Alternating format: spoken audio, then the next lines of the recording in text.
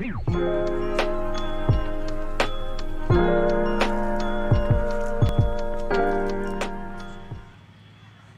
है आपका प्राथमिक विद्यालय खिलाफतपुर में। आइए।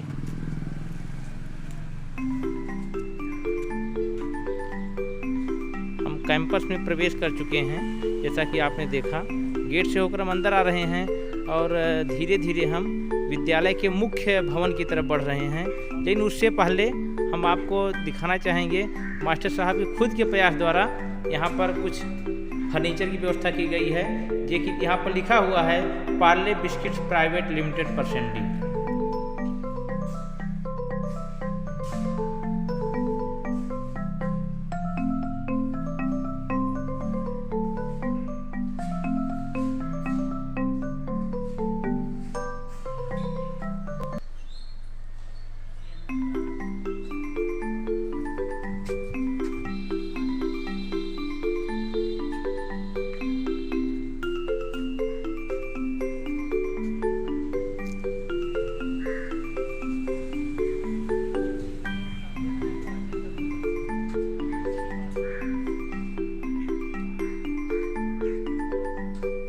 जैसा कि मैंने बताया, अब मुख्य भवन की तरफ बढ़ रहे हैं।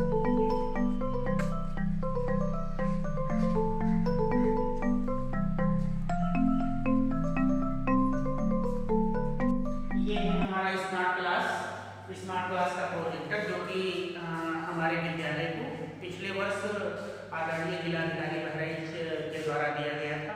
पूरे जनपद में 15 विद्यालय चयनित किए गए थे, जिसमें से मेरे विद्यालय का भी सौभाग्य था कि ये प्रोजेक्टर जिलाधिकारी महोदय द्वारा हमारे विद्यालय को मिला और इसका अच्छा उपयोग हो पाता। उससे पहले कोविड-19 का महामारी का दौर चल गया, इसलिए अभी इसका समुचित उपयोग नहीं हो पाया है।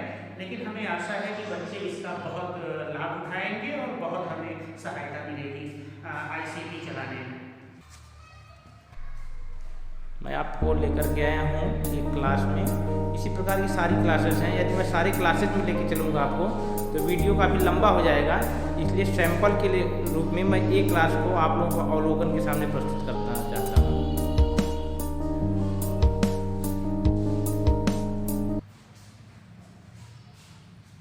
बताना चाहूँगा कि यह परित्यक्त भवन था, लेकिन मास्टर साहब के प्रयास और साथ ही साथ ग्राम प्रधान जी के सहयोग से इसका एक तरीके से जीर्णोद्धार या पुनरुद्धार करवाया गया, जिसके कारण से यह क्लास और यह विद्यालय की सारी कक्षाएं पुनः संचालित और कार्यरत अवस्था में वापस आ चुकी हैं और अध्ययन अध्यापन के लिए तैयार हैं। ये हमारे विद्यालय में जब हम बालांकन करा रहे थे तो यहाँ ये सोच के मैंने ये 12 खड़ी बनवाया है कि जो हमारे कक्षा 1, 2 और 3 के बच्चे होते हैं, जिनको प्रारंभिक दौर में मात्राएं सीखना और उनको अक्षरों से जोड़ना होता है, तो वो कितना सीख पाए, इसके परीक्षण के लिए ये हमने 5 काली पट्टियां बनाई हैं, पूरी 12 खड़ी लिखवाई है और इसका नाम लिया है अक्षर छांटो शब्द बनाओ।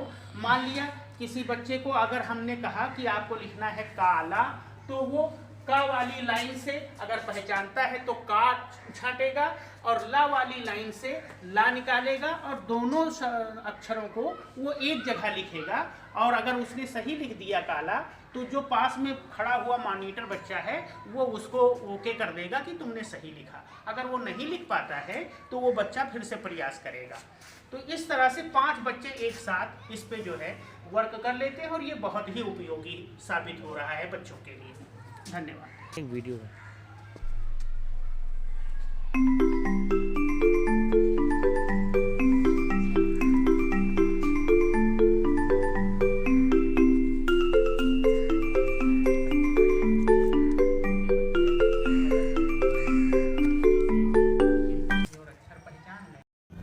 बर्फ का पर्वत इरादे छोड़कर गलता रहा, रोज सूरज निकलकर शाम को ढलता रहा। रास्ते के पत्थरों पर जिंदगी मानी नहीं, हम अलग ही हैं, हमारा विश्व में सानी नहीं। नित नई राहें बनाना खूब आता है हमें, हम किसी तालाब का ठहरा हुआ पानी नहीं। ये छोटी सी आपके सामने प्रस्तुति है। ये हमारे बेसिक शिक्षा परिषद की एक पहचान है कि हम 1 साल बाद एक बार फिर तैयार हैं अपने नौनिहालों की सेवा आवभगत और उनके भविष्य को बनाने के लिए। और इस भविष्य को बनाने में शिक्षकों का बहुत ही महत्वपूर्ण या यह कहा जाए केंद्रीय भूमिका है, और उस केंद्रीय भूमिका में हमारे साथ एक है आदर्श शिक्षक हैं इस जिले बहराइच के श्री मोहम्मद रफीक सिद्दीकी जी, जिनका मैं गुफ्तगू विदर्सल में स्वागत करता हूं। मेरा भी आपके दर्शकों को नमस्कार। सर के बारे में मैं रसल रघुवंशी, जैसा कि आप लोग पहले से जानते हैं, आपका मित्र, बताना चाहूँगा कि सर ने विभिन्न प्रकार के पुरस्कारों से सर शोभायमान किए हैं। इनको बहुत प्रकार से अलंकरण प्राप्त हुए हैं, जैसे बेसिक शिक्षा मंत्री जो कि पूर्व में थी अनुपा जायसवाल की तरफ से सर को प्रशस्ति पत्र दिया गया, जिलाधिकारी बहराइच की तरफ से पुरस्कार किए गए, बेसिक शिक्षा अधिकारी बहराइच की तरफ से पुरस्कार दिया गया, कुछ एनजीओ केयर फाउंडेशन और अरविंदो सोसाइटी जैसे नामी गिरामी और प्रतिष्ठित संस्थानों की तरफ से सर को विभिन्न प्रकार कई बारों में पुरस्कार किया गया है। तो इसके लिए सर मैं आपको बधाई देना चाहूँगा। बहुत बहुत धन्यवाद आपका। और ये प्रशस्ति पत्र जो है हमारे विद्यालय के कार्य प्रणाली को देखते हुए, हमारी कार्य प्रणाली को देखते हुए ये विभिन्न पुरस्कार प्राप्त हुए हैं। हालांकि मैं अभी उस योग्य नहीं हूँ, फिर भी पुरस्कार से उत्साह बढ़ता है और आगे कुछ अच्छा करने की एनर्जी मिलती है। सर हम अब आते हैं टॉपिक पर। सर जैसे कि अभी हाल ही में विद्यालय 3-4 दिन हुआ खुले हुए जी, तो इन पहले सप्ताह में क्या किस प्रकार से आप बच्चों को विद्यालय से जोड़ने का प्रयास करेंगे? देखिए, पहले सप्ताह में अभी तक जो कोरोना काल चल रहा था तो हम लोगों की ई पाठशाला चल रही थी और बच्चों मतलब हर बच्चे तक किसी न किसी प्रकार से, जिनके पास स्मार्टफोन नहीं है उनके पास भी किसी प्रकार से पहुंच बनाने का प्रयास किया गया। लेकिन वो सारी स्थितियां जो है वो संतोषजनक नहीं कही जा सकती, क्योंकि बच्चे को जो शिक्षा स्कूली वातावरण में मिल सकती है वो घरेलू वातावरण में संभव नहीं है। तो अब जो हमारे विद्यालय खुले हैं तो इनमें सबसे पहले विभागीय दिशा निर्देश के अनुसार हम सभी बच्चों का और विशेषकर कक्षा 1, 2 और 3 का बेसलाइन असेसमेंट कर रहे हैं। बेसलाइन असेसमेंट से हमें ये पता चल जाएगा कि किस बच्चे से जो है विद्यालय से दूरी के समय में कौन सा बच्चे का कितना घाटा हुआ है और कौन सा बच्चा अब उसकी करंट स्थिति क्या है, वो देखने के बाद फिर आगे जो रिमेडियल क्लास हैं 100 दिन की वो हम लोग अब चलाएंगे। प्रेरणा उत्सव और चौपाल लगा करके एक समुदाय को भी जागरूक किया जाएगा और जागरूक किया जा रहा है, और ताकि स्कूल का वातावरण जल्द से जल्द पुराने ढर्रे पे लौट सके, फिर से हमारे बच्चे उसी तरीके से, जी हाँ, उत्साहजनक तरीके से हाँ, और उसमें हम सफल भी हो रहे हैं। सर आपने एक शब्द का प्रयोग किया, चौपाल और समुदाय। जी, तो अभी आपके लगभग 10 साल के शिक्षण कार्य में, जब लगभग 2010 के आसपास आपकी नियुक्ति हुई है जी, इन 10-11 वर्षों में समुदाय के माध्यम से आपने क्या हासिल किया और समुदाय के किस प्रकार से आपके साथ इंगेजमेंट रहे हैं उसके बारे में? देखिए, अगर मैं सच बोलूं बिल्कुल तो नियुक्ति के समय तक जब मैंने समुदाय में विद्यालय को लेकर के या विद्यालय के विषय को लेकर के समुदाय में संपर्क किया तो समुदाय की मानसिकता बहुत उदासीन थी सरकारी विद्यालयों का, विशेषकर प्राइमरी स्कूलों के प्रति, कि प्राइमरी स्कूलों में कुछ होता नहीं है। तो इसलिए समुदाय को जोड़ने में और समुदाय को ये विश्वास दिलाने में कि नहीं, हम आपके बच्चों के लिए हितकारी हैं और हमारे विद्यालय में आपके बच्चों का भला होगा, ये समझाने में थोड़ा टाइम तो लगा, लेकिन जब कार्य होता है तो कार्य अपने आप को सिद्ध करता है। सर मेरा एक अनुभव रहा है, जो भी मैं 10-15 साल से पढ़ा रहा हूँ, चाहे औपचारिक या अनौपचारिक रूप से, जी, ये ग्राम सभा एक गांव में मेरी नज़र में मंदिर मस्जिद से ज़्यादा महत्वपूर्ण जगह होती है विद्यालय। देखिए, मैं आपको बताऊं कि ये कहा गया विद्यालय समाज का दर्पण है। समाज कैसा है, किस जगह का समाज कैसा है, वो आप वहाँ का विद्यालय देख लें तो पता चल जाएगा। तो विद्यालय को समाज का दर्पण कहा जाता है और विद्यालय का वातावरण बहुत कुछ इस पे ये निर्भर करता है, चूँकि आने वाली पीढ़ी हमारी जो है वो हमारे विद्यालय में ही बनती है, निर्मित होती है, और विद्यालय से ही आने वाला समाज बनता है। तो इसलिए समाज के निर्माण में विद्यालय की भूमिका का महत्व हमेशा से रहा है। सर आपने केयर फाउंडेशन और अरविंदो सोसाइटी की बात की, तो एक जो शिक्षा हमारी है, जो औपचारिक शिक्षा है, एक तरीके से सरकार द्वारा दी जा रही है हमारे विद्यालयों में, स्पेशली हमारे प्राथमिक विद्यालयों में, उसमें एनजीओ की भूमिका को लेकर के तरह तरह की बातें की जाती है। कुछ लोग सकारात्मक, नकारात्मक दृष्टिकोण रखते हैं। आपका क्या अनुभव है, आपकी क्या राय है कि क्या भागीदारी होनी चाहिए एनजीओ और गवर्नमेंट और सरकारी शिक्षकों के बीच, क्या कोलैबोरेशन होना चाहिए, क्या आपस में पैचअप होना चाहिए? ये बढ़िया प्रश्न है आपका, और इसकी जो है इस पे मैंने बहुत ठीक से इसको सोचा है कि तमाम एनजीओज़ हमारे बीच में आते रहते हैं, लेकिन अभी तक जो भी एनजीओज़ आए हैं वो अपने प्रोग्रामिंग में भले ही वहाँ ये दिखाते हों कि हम विद्यालय में जाएंगे, समुदाय में जाएंगे, कार्य करेंगे, लेकिन यहाँ धरातल पे मुझे ऐसा होता हुआ कभी नहीं मिला। जो भी एनजीओज़ हमारे विद्यालय में आए हैं उन्होंने केवल हमारे किन कामों को वो पकड़ सकते हैं, किन कामों को अपना बना सकते हैं, उनका इस पे फोकस रहा है। और मुझे लगता है कि जो हम लोगों के अच्छे काम हैं उसी को वो ले जा करके और उसे अपने द्वारा किया गया बता करके या अपनी प्रेरणा द्वारा किया गया बता करके केवल वाहवाही लाभ उठाते हैं, उसका लाभ उठाते हैं। अच्छा, इससे एक सामान्य शिक्षक किस प्रकार से बच सकता है कि वो अपनी क्रेडिट जो अपने बल पर उसने अर्जित की है, अपनी मेहनत अपने खून पसीने से अर्जित की है, उसका कोई दूसरा लाभ ना उठा ले? देखिए, इसमें तो एक सामान्य शिक्षक ऐसे बच सकता है कि अगर थोड़ा सा हमारे उच्च अधिकारियों का हमको सहयोग मिले। देखिए, हमारे जो अधिकारीगण हैं वो जानते हैं कि हमारे कौन से विद्यालय अच्छे हैं और कौन से शिक्षक अच्छे हैं। तो जब एनजीओज़ का हम जो है एंट्री होने लगती है तो हमारे अधिकारियों को ये कहना चाहिए कि आपको जो अच्छे विद्यालय हैं वहाँ जाने की आवश्यकता नहीं है। जबकि होता इसके उलट है, एनजीओज़ जब हमारे अधिकारियों से संपर्क करते हैं तो उनसे पूछते हैं कि आप अपने ब्लॉक के अच्छे विद्यालय हमें बताइए। ये हमारे मुखिया की जिम्मेदारी है, हमारे मार्गदर्शक की जिम्मेदारी है कि वह उन विद्यालयों में उन्हें भेजे जहां उनको काम करने की जरूरत है, काम केवल नाम करने की जरूरत है। नाम करने की यहीं से गड़बड़ी हो रही है कि वो अच्छे विद्यालय पकड़ के ले लेते हैं और उनके द्वारा किया गया कार्य को खुद का बता के ढिंढोरा पीटते हैं। ठीक, तो हमारे अधिकारियों को ये करना चाहिए कि जो विद्यालय नहीं अच्छे हैं एनजीओज़ को वहाँ भेजना चाहिए और उन्हें ये भी कहना चाहिए कि मैं 15 दिन के बाद आपका असेसमेंट करूँगा कि आपके जाने से वहाँ क्या परिवर्तन आया, क्या तो क्या रिजल्ट निकलता, तो फिर एनजीओज़ से भी काम लिया जा सकता है। जैसा सर एक बात और मैं पूछना चाहूँगा कि जब भी मैंने क्लिप दिखाया अपने दर्शकों को कुछ देर पहले वीडियो की स्टार्टिंग में, उसमें आपने पार्ले मिल के माध्यम से, पार्ले चीनी मिल के माध्यम से कुछ फर्नीचर प्राप्त किए हैं। जी जी, तो सर उसकी स्टोरी बताइए, कैसे हुआ? असल में हुआ ये कि जब मैंने जैसे कायाकल्प का व्यवस्था तो अब हुई है, लेकिन विद्यालय का कायाकल्प हम नियुक्ति के बाद से ही हमारे माइंड में था, क्योंकि विद्यालय बहुत जर्जर स्थिति में मिला हुआ था।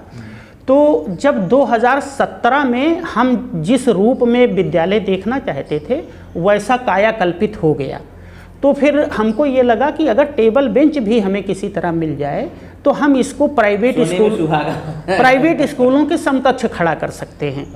तो उसके लिए मैंने अपने जो संभ्रांत लोग थे इलाके के, उनके माध्यम से पार्ले चीनी मिल के जो मैनेजर हैं उन्हें उन पे जो है पैरवी करवाई कि उन्हीं के ग्राम सभा में ये विद्यालय है तो वो इसको टेबल बेंच दे दें। तो और ग्राम प्रधान जो हमारे रियाज़ अहमद साहब हैं उनसे भी मैंने कहा, उन्होंने भी पैरवी की और लगभग साल भर हम उनके पीछे पड़े रहे और 2-3 बार, हाँ, ग्राम प्रधान ने भी 2-3 बार प्रयास किया। फिर आखिर वो मुझे लगता है कि उन्होंने पिंड छुड़ाने के लिए 6 टेबल और 6 छोड़ने वाला नहीं है। हाँ, उन्होंने जब 1 साल देख लिया कि ये पिंड नहीं छूटेगा तो 6 टेबल और 6 बेंच उन्होंने दिए। वो टेबल जो है किताब बस्ता रखने वाली सादी थी, तो उसमें कुछ करेक्शन करा के हमने अपने पैसे से और उनको ढंग का बना लिया। इसके अतिरिक्त हमारे मैनेजर साहब थे पिछले साल यहाँ पार्ले चीनी मिल पे जो एक बैंक है हमारा आर्यावर्त बैंक, तो उन पे भी हमने प्रयास किया था, तो उन्होंने भी हमारे विद्यालय को कुछ पंखे दिए। डाक विभाग की टीम आई थी, वो अपना वो कर रहे थे, तो मैंने उन्हें विद्यालय दिखाया और उनसे बताया कि मेरे सब कमरों में पंखे नहीं हैं, तो एक पंखा मुझे डाक विभाग से भी मिला। तो इस तरह हम समय समय पर समुदाय से विद्यालय को क्या मिल सकता है वो प्रयास करते रहते हैं। अच्छा सर, एक बात एक जानना है, मैं ये चाहूँगा कि एक विद्यालय की आत्मा लाइब्रेरी होती है, पुस्तकालय। बिल्कुल बिल्कुल। तो आप जो इतना सुंदर पुस्तकालय अपना बनाए हैं, ये सौभाग्य है कि हम आपके साथ पुस्तकालय में बैठ कर के गुफ्तगू कर रहे हैं। जी। तो ये पुस्तकालय का बच्चों के पठन पाठन सीखने में क्या योगदान है, क्या भूमिका है? मैं चाहूँगा आप उन शिक्षकों को बताएं जो शायद इतना महत्व इसका ना समझते हैं। देखिए, पहले तो मैं बताऊं कि ये जो व्यवस्थित पुस्तकालय आपको दिख रहा है, इसको हमने जो है लॉकडाउन के समय का उपयोग करके हमने अपने शिक्षकों के साथ इसे डेवलप किया है। ये इस तरफ जो है पुस्तकालय है, दूसरी तरफ जो है TLM जोन है, और अलग जो है हमारा एक स्पोर्ट जोन है। तो सारी चीज़ों को हमने इस एक कमरे में व्यवस्थित किया है।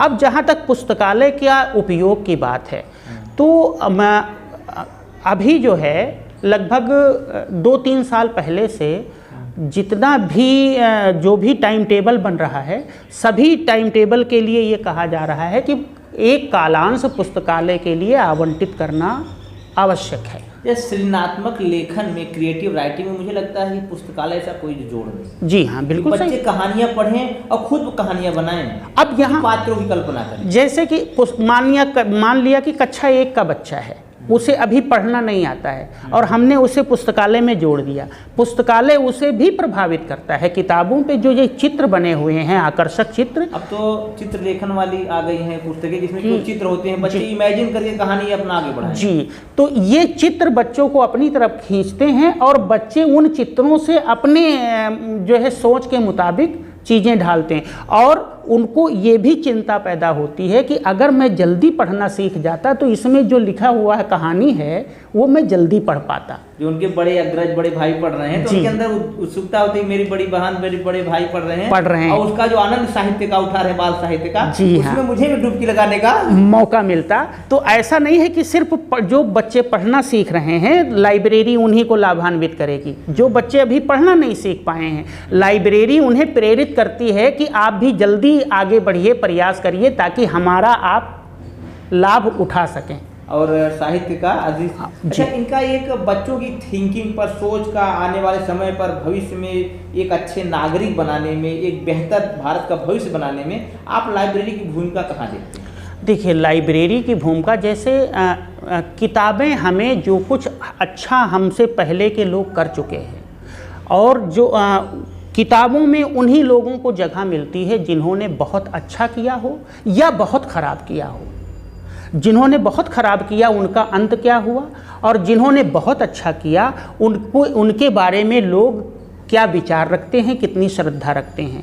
ये चीज़ें बच्चों को बुराई से बचने और अच्छाई की तरफ बढ़ने के लिए प्रेरणा देती है। और जो जानवरों कहानी, शेर, भालू, हाथी, जो कहानियाँ होती हैं, ये बच्चे जो है अपने सोच के मुताबिक कि जंगल का माहौल कैसा होता होगा, जंगल में जानवरों की दुनिया कैसी होती होगी, एक उनका एक विचार बनता है, और फिर वो बड़े हो करके उसको और ज़्यादा गहरे से जानने का प्रयास करते हैं। तो पुस्तकालय की भूमिका तो बच्चों के लिए बहुत अधिक है। बच्चों ही नहीं, पुस्तकालय की भूमिका हर आयु के व्यक्ति के जीवन के लिए लाभकारी है, क्योंकि पुस्तकों में जो चीज़ें लिपिबद्ध होती हैं उसका कहीं आप उस ज्ञान को और प्राप्त नहीं करते। जी हाँ। अच्छा, जो TLM वगैरह आपके विद्यालय में बने हुए हैं, इनको बनाने में आप लोगों का किस प्रकार से, बाकी शिक्षक जो आपके अन्य साथी कार्यरत हैं, सबका कोलैबोरेशन कैसे होता है? देखिए, TLM बनाने के लिए तो सबसे पहले हम लोग विषय वाइज जो है कक्षा और विषय सिलेक्ट करते हैं कि किस कक्षा के लिए, कौन सा विषय के लिए TLM का क्या मॉडल होना चाहिए, उसका कॉन्सेप्ट क्या होना चाहिए, और फिर सभी लोग अपना अपना मॉडल देते हैं कि इस विषय को ऐसे बना दिया जाए। जो हम 4 लोगों में जो मॉडल सबसे अट्रैक्टिव लगता है कि ये आसानी से बनाया जा सकता है और समय और कम खर्चे में बनाया जा सकता है, उसी को हम लोग डेवलप करते हैं। मैं चाहूँगा कि अपने जो दूसरे साथी शिक्षक हैं उनका नाम लें और उनके द्वारा किए जा रहे आपके सहयोग के बारे में हमारे दर्शकों से रूबरू कराएं, क्योंकि जो टीम रफीक है जी जी जी खिलाफतपुर में, वो कितना बेसिक शिक्षा विभाग में खिलाफत करके एक नया आंदोलन ला रही है, उसकी चर्चा तब तक पूरी नहीं होगी जब तक सभी साथियों की तो ये TLM निर्माण में और इस व्यवस्था को डेवलप करने में सबसे पहले मुख्य भूमिका तो निभाती हैं हमारी जो कुमारी नेहा कनौजिया जी हैं, उनका अग्रणी सहयोग है TLM निर्माण में और उसकी व्यवस्था करने में। और उसके बाद जो हमारे सहायक हैं श्याम सुंदर जी, उनका वो मऊ जनपद के हैं, उनका सहयोग मिलता है खास करके। और जो हमारे यहीं ग्राम सभा के शिक्षा मित्र हैं जितेंद्र कुमार जी, उनका भी सहयोग मिलता है। कुल मिलाकर ये कहा जा सकता है कि मेरा स्टाफ अपने विद्यालय के प्रति समर्पित है। तो आपसी आप लोगों का जो जी संबंध है जी वो जी इस जी प्रकार से है कि उसका लाभ बच्चों तक पहुंचता है, जी आपसी जी जी जी संबंध से बच्चों को लाभ मिलता है जी। और बच्चे अच्छी अच्छी चीजें सीखते हैं। हाँ। और अब तो अभी स्कूल खुले हैं, मुझे उम्मीद है जी। कि एक बार फिर आप लोग पुराने रो में आकर के हाँ। चीजों को आगे बढ़ाएंगे। नहीं, मुझे ये देख के संतोष होता है कि मेरा हर शिक्षक बच्चों से और बच्चे हर शिक्षक से जो दोनों के बीच परस्पर जुड़ाव होना चाहिए वो मेरे विद्यालय में दिखता है। अब मैं चाहूँगा कि आगे की बात हम बढ़ाने के लिए सर के मुख्य कैंपस में बढ़ें और वहाँ आगे की गुफ्तगू को हम आगे बढ़ाएं। अब हम सर के मुख्य कैंपस में आ चुके हैं। जैसा कि आप लोगों ने वीडियो क्लिप में भी देखा कि हमने यहाँ से भी शूटिंग की थी। यहाँ आने के पीछे उद्देश्य यह था कि हम यह जानना चाहें उस स्थल पर पहुँच करके कि सौंदर्यीकरण से आप बच्चों को क्या लाभ देते हैं, इस सौंदर्यीकरण का बच्चों पर आपने क्या प्रभाव देखा जब यह नहीं था और जब है, उस बीच के अंतर को आप थोड़ा सा अपने अनुभव के आधार पर दर्शकों को। देखिए, बच्चों से पहले अगर विद्यालय का वातावरण आकर्षक है तो सबसे पहला प्रभाव तो स्वयं शिक्षक पे पड़ता है, हम पे पड़ता है। अगर विद्यालय का वातावरण उबाऊ है या नीरस है तो शिक्षक जल्दी स्कूल से भागने का प्रयास करता है। और अगर जहां हम रह रहे हैं वहां से सुंदर वातावरण है विद्यालय का तो हमारा मन खुद ही विद्यालय की तरफ भागता है। तो जो सबसे पहला लाभ है वो स्वयं शिक्षक को मिलता है। प्रिंट रिच इन्वायरमेंट होने की वजह से शिक्षक का भी मन फ्रेश रहता है, बच्चों का भी मन। और बच्चों में जो हम लोग डोर टू डोर सर्वे करते हैं और बच्चों का नामांकन के लिए जो प्रयास करते हैं, विद्यालय आकर्षक बनाने से वो प्रयास उल्टा हो जाता है। बच्चे उल्टा प्रयास करने लगते हैं कि जब ये विद्यालय का वातावरण आकर्षक है तो जिन बच्चों को एडमिशन लेना है वो 2 महीना पहले से गेट पे लटकने लगते हैं, पूछने लगते हैं सर नाम कब लिखा जाएगा, करना है नाम कब लिखा जाए। ये सब ठीक है, लेकिन हमारे बहराइच में या फिर ऐसे अन्य जनपदों में, मैं क्यों बहराइच की बात नहीं करूँगा, हमारा viewers all around the India फैले हुए हैं जी। मैं जानना चाहूँगा इन नितांत ग्रामीण स्थलों पर इनकी सुरक्षा के लिए सर आप किस प्रकार से ध्यान रखते हैं? क्योंकि बहुत सारे विद्यालयों में बहुत सारे शिक्षकों ने प्रयास किया कि अपने विद्यालय को सौंदर्यीकरण किया जाए, लेकिन स्थानीय कुछ अराजक तत्वों द्वारा कुछ मतलब क्या उनके लिए शब्द हम इस्तेमाल करें, हम शिक्षक हैं। देखिए, यहाँ एक भावना होती है कि जब किसी चीज़ को आप अपना समझने लगते हैं तो उसकी रक्षा के लिए आप लड़ते हैं और उसकी रक्षा के लिए चिंतित होते हैं। यहाँ मेन ये मनोवैज्ञानिक पॉइंट है कि किसी चीज़ को जब आप अपना समझने लगते हैं और अपना उत्तरदायित्व समझने लगते हैं तो आपको उसकी चिंता होती है, और वो चिंता जब होती है तो आप उसकी रक्षा के लिए तत्पर रहते हैं, और उसकी रक्षा अगर नहीं हो पाती तो आप लड़ते भी हैं। ठीक वही काम मुझे भी यहाँ करना पड़ा। जैसे गांव के जो बच्चे, यहाँ मदरसा भी है तो जाहिर सी बात है मदरसे में पढ़ने वाले बच्चे मेरे स्कूल में नहीं आते हैं, और जब स्कूल का आकर्षक वातावरण वो देख के ललचाए तो उनके अंदर एक ईर्ष्या भी पैदा हुई कि इसमें हम नहीं पढ़ पा रहे हैं। तो शुरुआत में उन्होंने साइकिल खड़ी करके बाउंड्री फलांग करके और अंदर आके फूल का पौधा उखाड़ ले गए या कुछ ले गए। तो वो हमने फिर दूसरे दिन जब हम आए ये नुकसान हो गया है तो उसका बाकायदा हमने पता लगाया कि कल किस टाइम, और जब तक पता नहीं लग गया तब तक चैन नहीं लिया। तो बच्चों से ही बात फैल के बच्चों ने बता दिया कि ये फूल का पौधा फला के घर में है। तो हम पूरे बच्चों समेत उसके घर पे जा करके 112 बुला करके कंप्लेन करके जब तहलका मचा दी, लड़ते हैं उसके लिए तो ये अब नहीं करना पड़ता, शुरुआत में ये करना पड़ा। तो जब पब्लिक ने ये जाना कि स्कूल के अंदर इंटरफेयर करना, गड़बड़ी करना खतरे से खाली नहीं है, तो फिर बहुत हद तक सुरक्षा हो गई। अच्छा, हमने बात की आपने की मदरसा शिक्षा की। मदरसा शिक्षा मुस्लिम शिक्षा से एक तरीके से उनकी मजहबी शिक्षा है। अच्छा, ये मजहब और जो परंपरागत या फिर ये जो हमारे मेन स्ट्रीम के जो विद्यालय हैं उनके बीच किस स्तर से इस प्रकार के संबंध स्थापित किए जाएं, ये सवाल मैं इसलिए भी कर रहा हूं कि आप उस कौम और समुदाय से जुड़े हुए हैं, इसलिए आपकी ये जिम्मेदारी है इन दोनों के बीच किस प्रकार सामंजस्य बैठाया जाए कि कुरान और विज्ञान एक साथ आगे बढ़े। देखिए, ये मुझे लगता है कि इस इंटरव्यू का सबसे बहुमूल्य प्रश्न हो गया है, तो इसके लिए मैं आपको धन्यवाद देता हूं कि ये बहुत काम का प्रश्न है। वो मदरसे, बहुत से मदरसे जो मान्यता प्राप्त हैं तो वो जो है अपने यहाँ वही पाठ्यक्रम चलाते हैं जो सरकारी स्कूलों का या प्राइवेट स्कूलों का होता है। उनके यहाँ एडिशनल केवल होता है उर्दू और अरबी, बाकी पाठ्यक्रम उनका होता है। उनमें कमी केवल इतनी है कि जो नवाचार और जो अपडेट प्राइवेट स्कूलों का और सरकारी स्कूलों का जो जिस तरह से अपडेट हो रहे हैं, वो उस अपडेशन को अपना नहीं रहे हैं। उनमें केवल कहीं पीछे छूट जाते हैं। जी हाँ, केवल इतनी कमी है। तो उनके यहाँ का जो पढ़ाई का वातावरण है वो रोचक नहीं है, बाकी पढ़ाई वही हो रही है। वो मदरसे ज़्यादा नुकसानदेह हैं बच्चों के लिए, जहाँ सिर्फ एक छप्पर गांव में रखा हुआ है और सिर्फ उर्दू और अरबी की पढ़ाई हो रही है। इसके अलावा उन्हें किसी विषय का ज्ञान नहीं कराया जा रहा है। हमें उन जगहों पे प्रयास करने की ज़रूरत है कि अगर आप अपने जैसे धार्मिक शिक्षा को आप अपने लिए ज़रूरी मानते हैं, तो आप उसका, जैसे हम यहाँ प्रयास किए भी हैं कि आप उसका टाइम टेबल बना लीजिए। सरकारी विद्यालय खुलने से पहले आप तालीम दे लीजिए और सरकारी विद्यालय बंद होने के बाद तालीम दे दीजिए।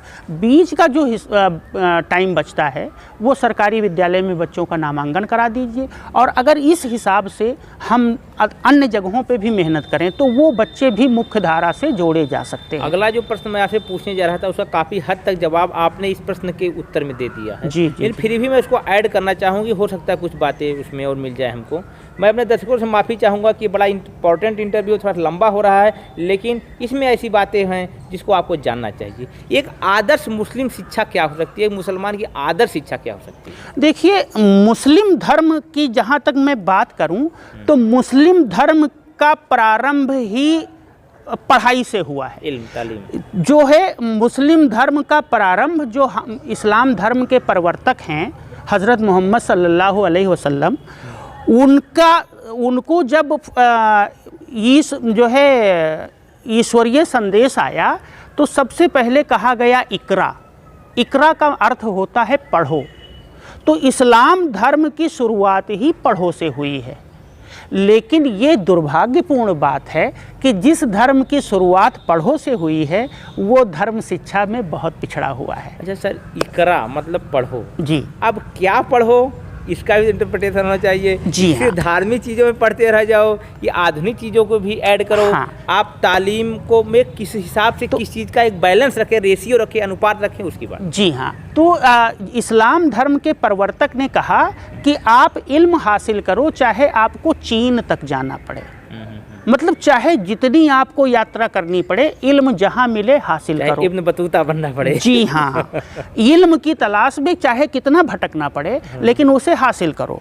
और कुरान में ये कहा गया कि इल्म का हासिल करना मर्द पे और औरत पे दोनों पे फ़र्ज़ है। फ़र्ज़ मतलब ये कर्तव्य में आ गया। अगर नहीं हासिल करोगे तो ये पाप समझा जाएगा, इसकी पूछ जाँच होगी। तो ये फ़र्ज कर दिया गया। इसके बावजूद फिर ये हंसने वाली बात है कि इतना महत्व होते हुए भी कारण क्या हो सकता है, थोड़ा सा संक्षिप्त कारण मैं संक्षिप्त कहूँ तो लकीर का फ़कीर, केवल मजहबी शिक्षा को ही पर्याप्त मान लेना। आप जैसे आधुनिक सोच वाले मुस्लिम विचारकों की बहुत आवश्यकता है शिक्षकों की समाज को, कि हम एक नई धारा, एक नए भारत की जो बात करते हैं, ये सोने की चिड़िया बनाने के लिए प्रयास किया जा रहा है या फिर लोग कर रहे हैं, जनता कर रही है, उसमें यदि हम भारत को उस मुकाम पर पहुंचाना चाहते हैं जो कि एक समय में हमारा स्वर्णिमकालीन इतिहास रहा है, तो ज़रूरत है कि सर आप जैसे लोग हर समुदाय को, मैं केवल समुदाय विशेष की बात नहीं करूँगा, हर समुदाय में शिक्षा से जुड़ें और लोगों को शिक्षित करें। जी, मुझे उम्मीद है कि मेरा यह प्रयास आपको पसंद आया होगा। मैं अपने इस मंच के माध्यम से, गुफ्तगू विदर्सल के माध्यम से सर को कोटि कोटि धन्यवाद देना चाहता हूं और फिर उम्मीद करता हूं कि एक बार हम केवल इसी विषय पर, मजहबी शिक्षा को लेकर के एक और गुफ्तगू करें जिसमें हम सिर्फ इन्हीं विषयों पर ज़्यादा से ज़्यादा डिस्कशन कर सकें, क्योंकि एक इंटरव्यू बहुत कम पड़ जा रहा है। मैं प्रतीक्षा करूंगा। ये बहुत अच्छा सुझाव है आपका और ये होना ही चाहिए। मैं जल्द ही आपके सामने सर के साथ फिर उपस्थित होऊंगा, एक नए सेट, एक नए कंटेंट, एक नई सोच के साथ। तब तक आप खुश रहें, आबाद रहें, प्रसन्न रहें और आपसे उम्मीद और गुजारिश है यदि मेरे प्रयास आपको अच्छे लगते हैं तो मेरे चैनल को सब्सक्राइब करें और इस वीडियोज़ को लोगों तक पहुँचाएँ, जिससे कि हमारे बेसिक शिक्षा में क्या हो रहा है, हमारी प्राथमिक शिक्षा में क्या हो रहा है, यह बातें आप तक पहुँचे और हम वास्तविक मुद्दे से जुड़े रहें। इन्हीं बातों के साथ मैं आपका दोस्त रसल रघुवंशी गुफ्तगू विद रसल से विदा लेता हूँ। नमस्कार, धन्यवाद।